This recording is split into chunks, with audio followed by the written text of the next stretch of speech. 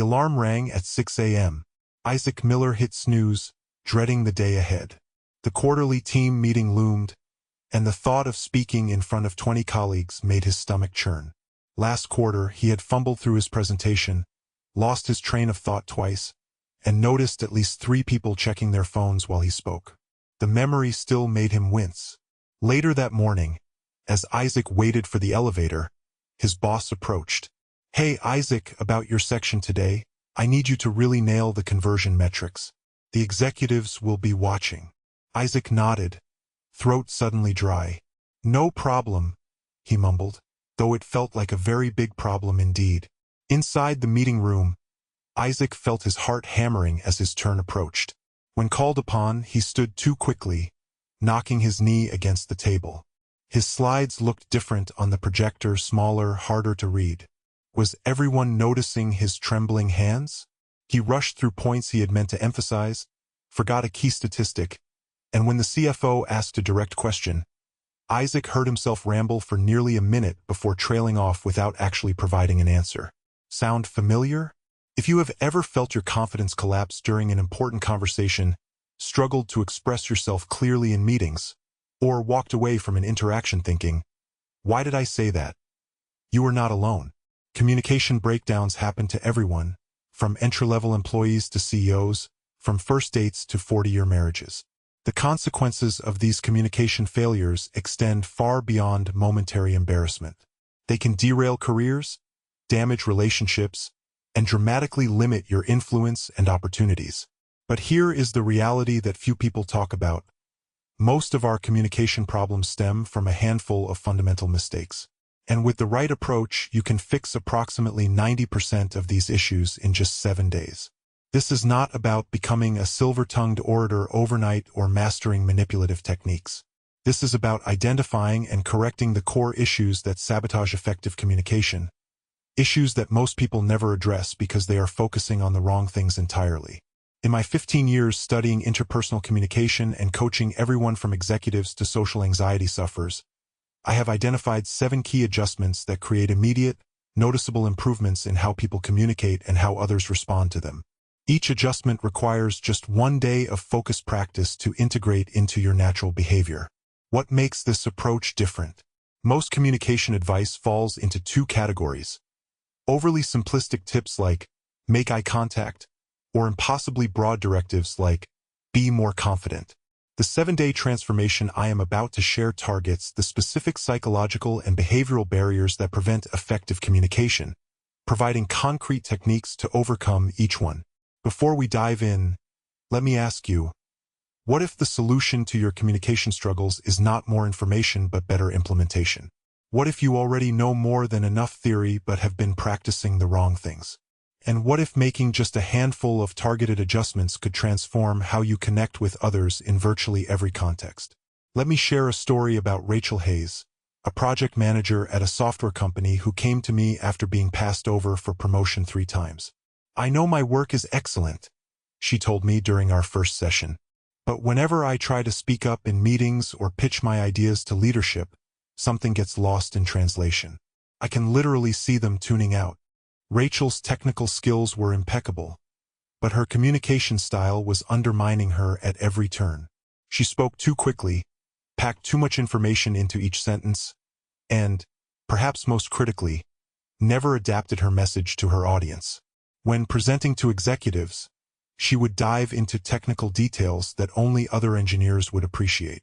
When talking with clients, she would use internal jargon they could not possibly understand. Within 1 week of implementing the 7 daily practices I am about to share, Rachel noticed a dramatic shift.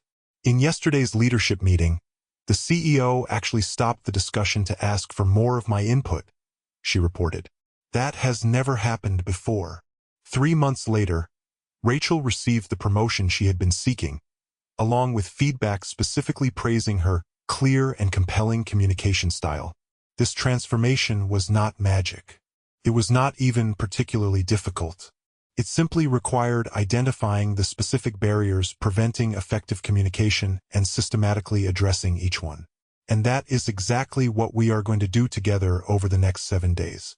But first, we need to understand something fundamental about why communication breaks down in the first place. The problem is rarely about the information itself. It is about how that information is delivered, received, and processed. And that is where psychology enters the picture. Research from the field of cognitive psychology reveals something fascinating about human communication. We process information through multiple filters simultaneously. These include attention filters, what we notice, cognitive filters, how we interpret, emotional filters, how we feel about the information, and contextual filters, how the environment affects our understanding. When communication fails, it is typically because the sender has failed to account for one or more of these filters. They deliver information in a way that cannot pass through the recipient's natural filtering process. It is like trying to pour water through a sieve. Most of it will be lost. The 7-day communication transformation addresses each of these filters systematically, ensuring your message not only reaches its destination but arrives intact and creates the impact you intend. Each day focuses on mastering one critical element of effective communication, building upon the previous day's practice until you have completely transformed your approach. Day 1 focuses on presence, the foundation of all effective communication. Day 2 tackles clarity of thought and expression. Day 3 explores emotional intelligence in conversation. Day 4 addresses audience adaptation. Day 5 builds listening skills that transform how others experience you. Day 6 introduces strategic vulnerability.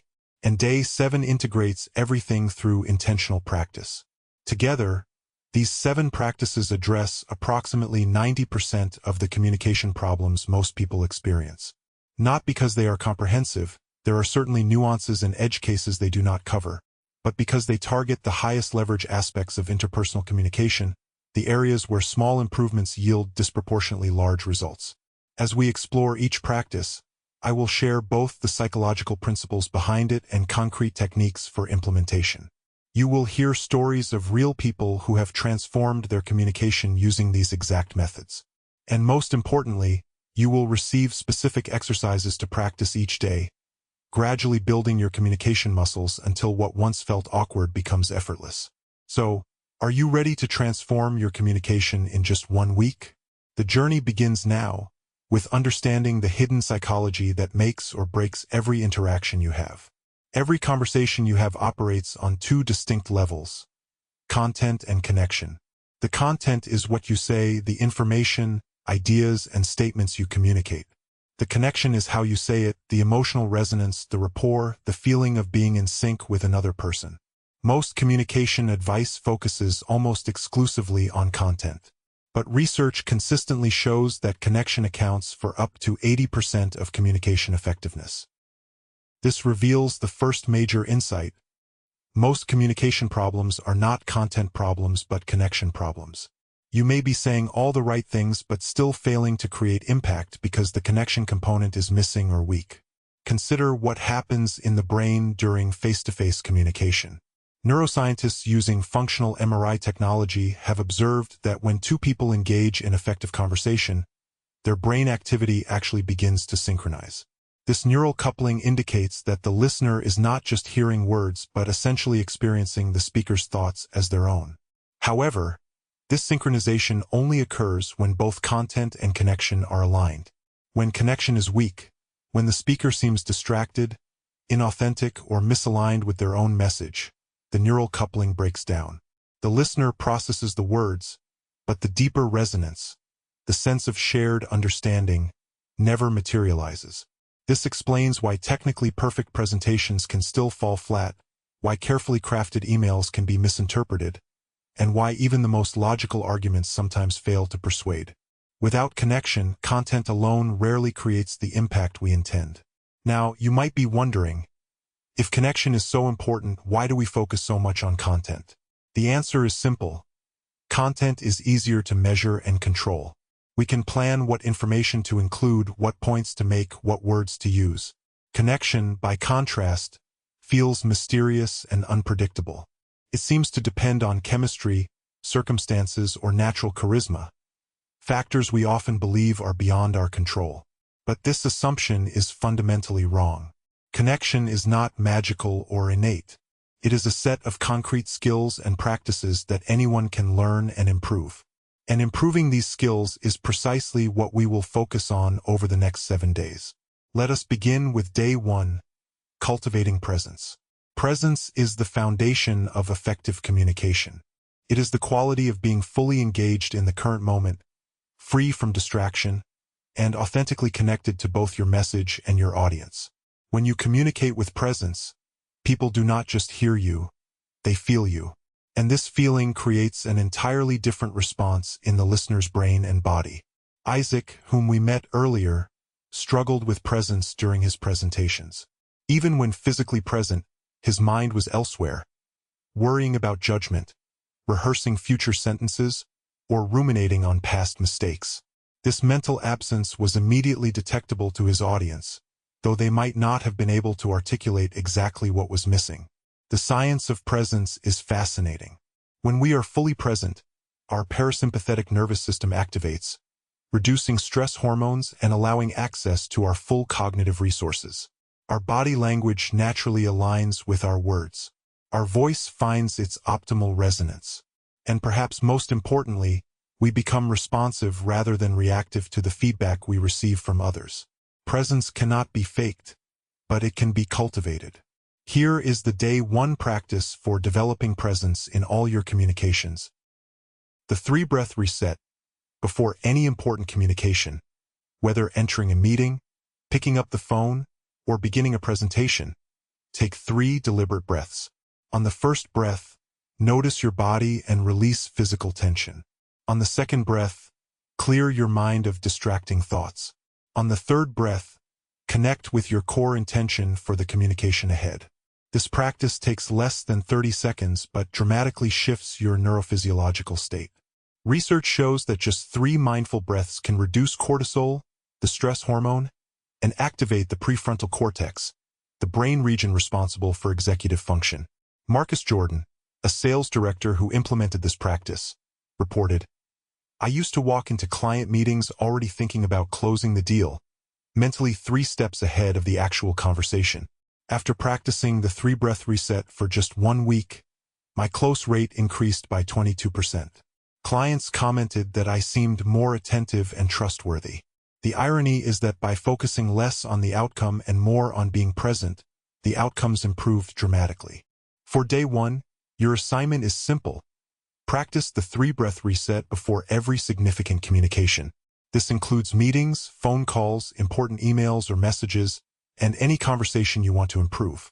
At the end of the day, reflect on how presence or its absence affected each interaction. Moving to day 2, we tackle a problem that undermines even the most present communicators: clarity of thought and expression. Have you ever had the experience of knowing exactly what you want to say until the moment you try to say it? Suddenly, your clear thoughts become a jumbled mess of half-formed ideas and tangential points. This phenomenon is so common it has a name in cognitive psychology: the coherence gap.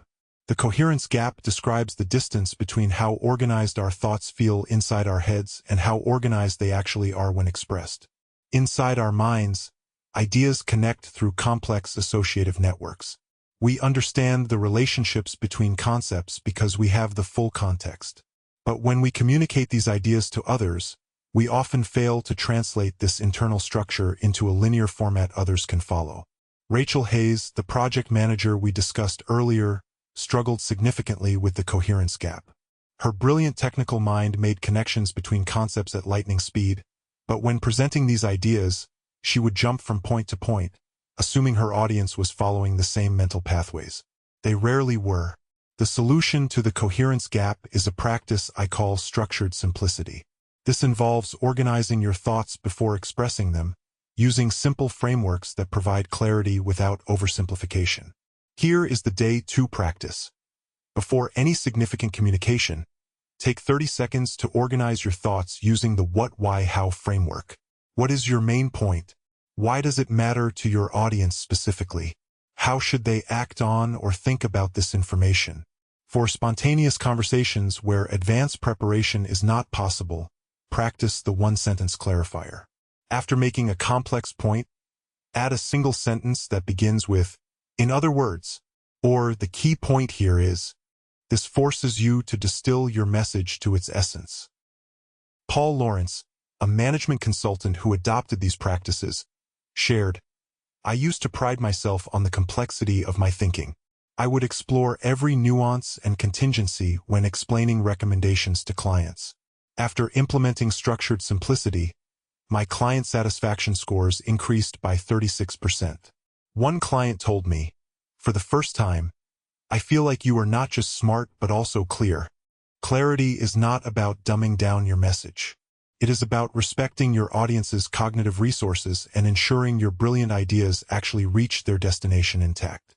For day 2, practice both structured simplicity in prepared communications and the one-sentence clarifier in spontaneous conversations.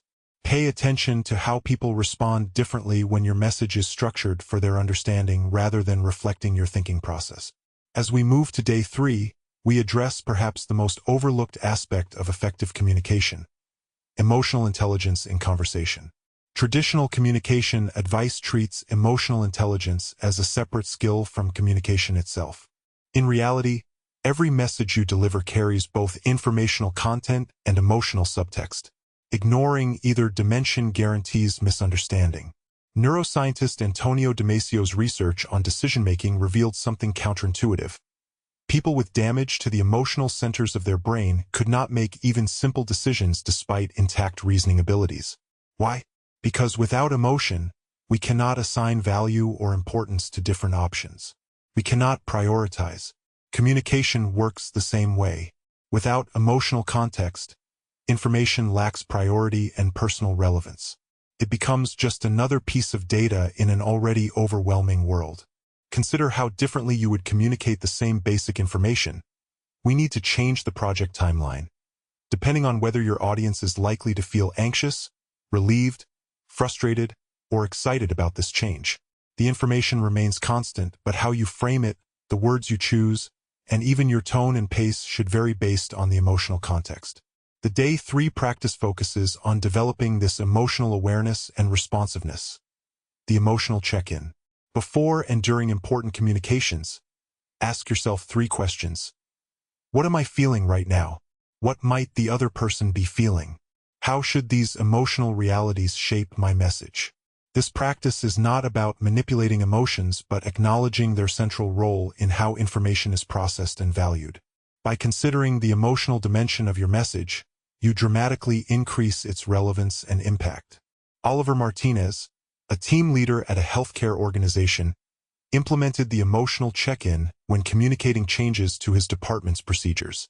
Previously, I would announce changes by focusing exclusively on the logical benefits. I would get compliance but also resistance and resentment.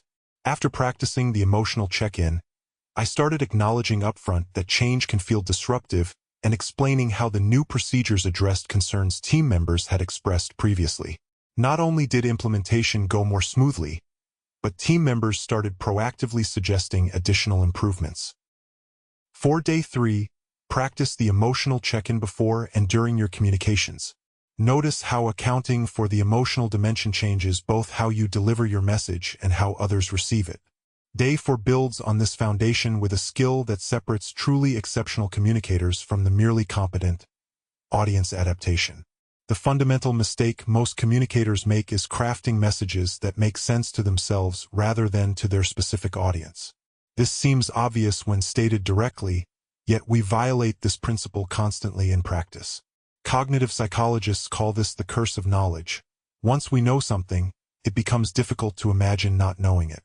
We unconsciously assume others share our background information, priorities, vocabulary, and perspective. This assumption creates an invisible barrier to effective communication. Audience adaptation is the practice of bridging this gap by deliberately tailoring your message to the specific knowledge, needs, values, and communication preferences of your audience. It requires both cognitive empathy, understanding how others think, and the flexibility to adjust your communication accordingly. The day 4 practice focuses on developing this skill. The perspective shift. Before communicating, take 60 seconds to view your message through 3 lenses. Knowledge: what does my audience already know about this topic? Priorities: what matters most to them specifically?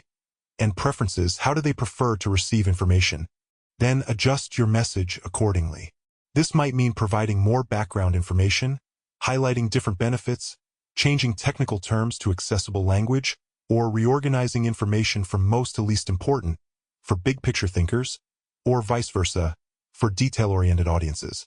Dr. Serena Williams, a university professor who adopted this practice, shared, "I have been teaching organic chemistry for 15 years, always struggling with how to make complex concepts accessible without oversimplification. The perspective shift transformed my teaching. Instead of organizing lectures according to the logical structure of the material, I now consider what misconceptions students are likely to have and what real-world applications will make abstract concepts concrete for them.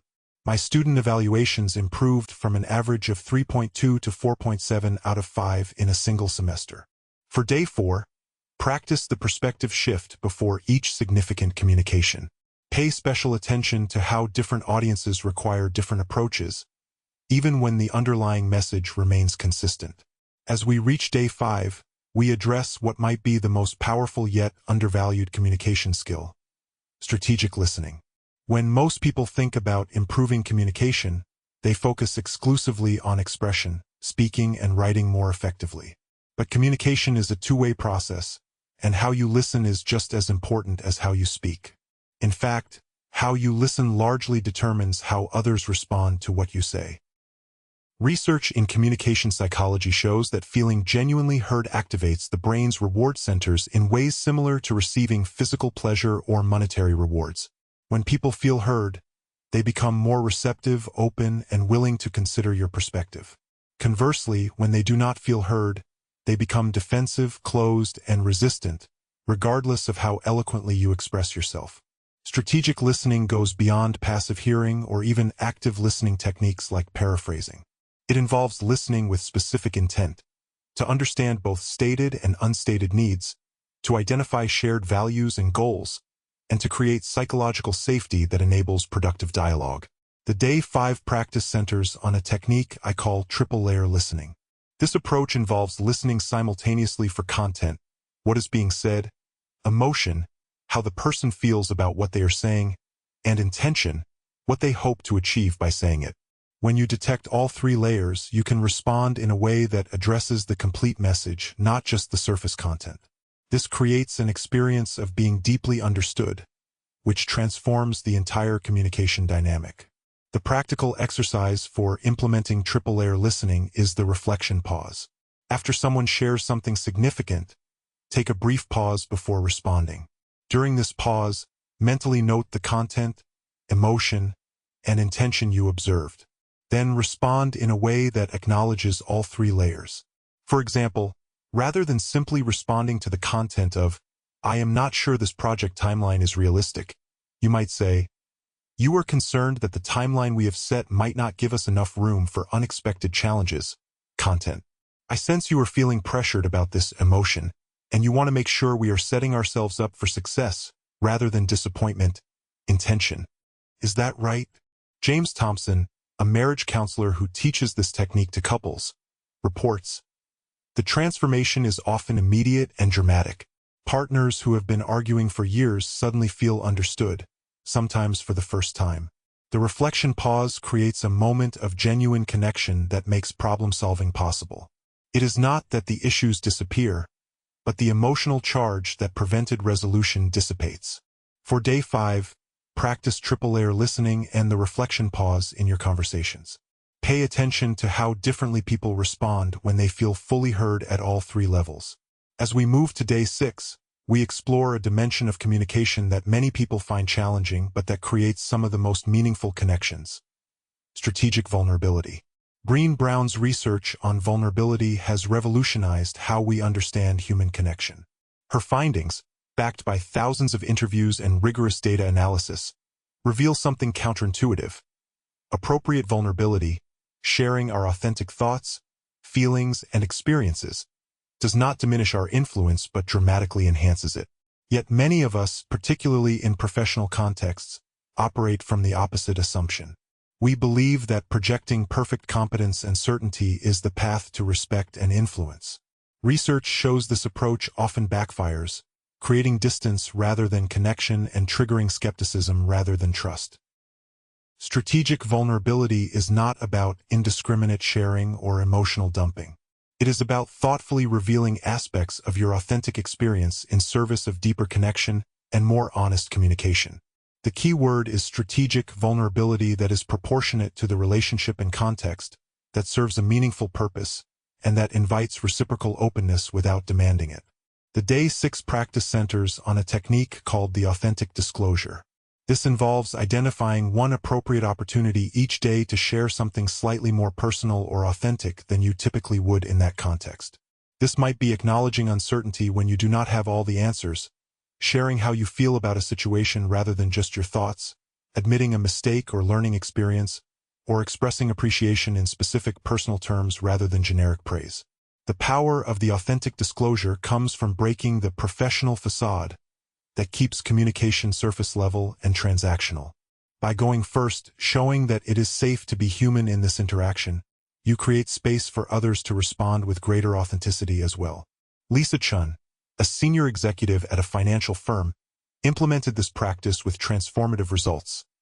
I had always believed that showing any vulnerability would undermine my authority, especially as one of the few women in leadership. During a high-stakes product launch that was facing delays, instead of maintaining the everything is under control facade, I acknowledged to my team that I was concerned about the timeline and asked for their honest assessment of what was possible. The quality of information I received was revelatory. People shared challenges they had been hiding and proposed creative solutions no one had mentioned previously. We adjusted our approach and delivered a more successful launch than any previous product. What surprised me most was the feedback afterward. Team members said they felt more loyalty and commitment because I treated them as trusted partners rather than subordinates who needed to be managed. For Day 6, practice the authentic disclosure once in a professional context and once in a personal relationship. Notice how this small shift in your communication approach affects the quality of information exchanged and the feeling of connection established. Finally, we reach Day 7, which focuses on integration and intentional practice. This final day is about combining all the skills you have developed and creating sustainable habits that ensure continued growth. The most common reason communication improvements do not last is that they remain conscious techniques rather than becoming integrated into your natural communication style. Day 7 addresses this challenge through deliberate practice and reflection. The core practice for Day 7 is the communication review. At the end of the day, identify your most successful communication and your most challenging communication. For each, ask yourself, how present was I during this interaction? How clear and structured was my message? How well did I recognize and address the emotional dimension? How effectively did I adapt to this specific audience? How attentively did I listen at all 3 levels? Did I create connection through appropriate vulnerability? This reflection process consolidates learning by strengthening neural pathways associated with effective communication patterns. It transforms conscious techniques into unconscious competence, the ability to communicate effectively without having to think about each individual skill. Additionally, the Day 7 practice includes setting a specific communication focus for the following week. Based on your review, identify one aspect of communication you want to strengthen further, and commit to 3 concrete opportunities to practice this skill. Nathan Reynolds, a political campaign manager who implemented this integration approach, shared, "The daily communication review transformed how my team and I approached voter outreach. Instead of just tracking quantitative metrics like doors knocked or calls made, we started evaluating the quality of these interactions. Were we truly connecting with voters?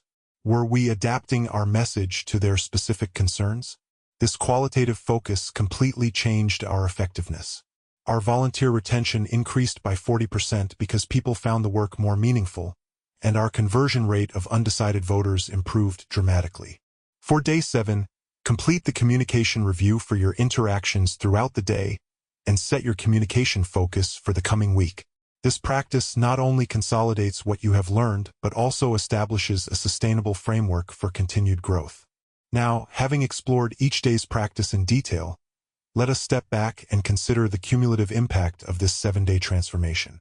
The most remarkable aspect of this approach is how quickly it creates noticeable improvements. Why does it work so effectively in just 1 week? The answer lies in the compounding nature of communication skills and the power of focused practice. Each daily practice targets a specific communication barrier that, when removed, creates disproportionate results. Presence establishes the foundation for all effective communication. Clarity ensures your message can be easily understood. Emotional intelligence makes your communication relevant and resonant. Audience adaptation maximizes receptivity. Strategic listening transforms how others experience you. Vulnerability creates authentic connection. And intentional practice integrates these skills into your natural style.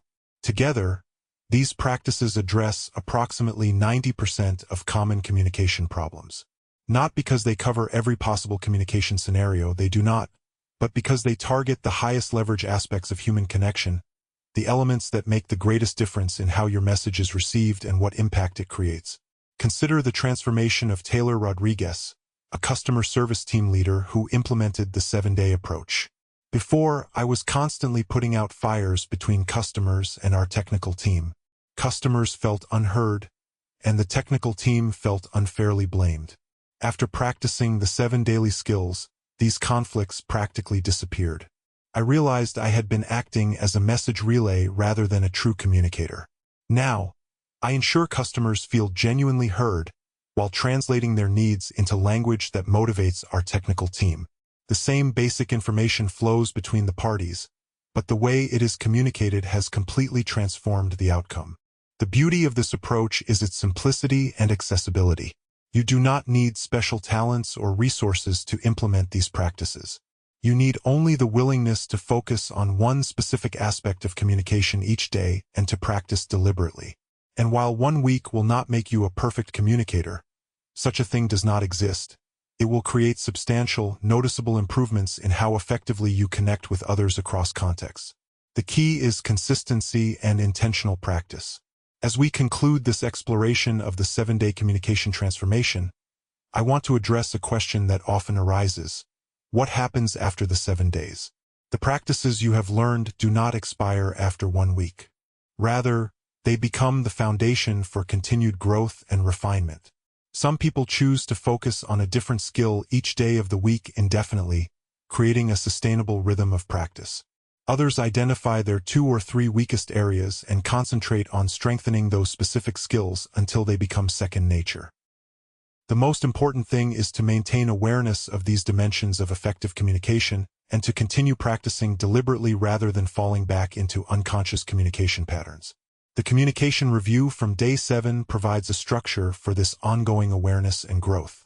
Remember Isaac from our opening story? 6 months after implementing the 7-day transformation, he delivered the keynote presentation at his company's annual conference, an opportunity he would have declined previously.